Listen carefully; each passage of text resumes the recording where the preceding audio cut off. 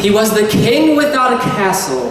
Well, that's what his banners read, and how could one deny it when looking at the crown upon his head, see each jewel sought to blind the eyes which lined the streets, for the hands which rose to block them hid the tattered souls beneath his feet. And when questions rose about what he owned, his herald would wet his lips, ready to drown the common crowd in lost titles and practiced quips. And so came the king without a castle, through towns of cobbled stone, and he'd never stop for rest until he was sure they were alone.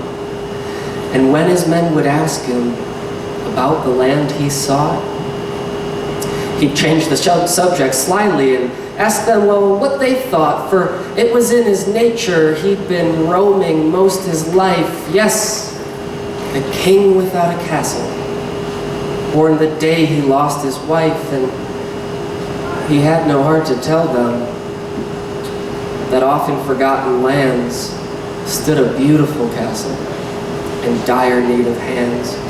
So for now he kept his secrets beneath a smile long since true. He was the king without a castle. What else was he to do? You guys are here. And when winter winds came swirling round, his men would gather by the fire, and short for warmth and far from home, they'd tell tales of lust and desire. But then one night when the sky was black and snow fluttered down in silence, the king swept through camp with a ghost in his lamp. The time had come to tell them of Violet.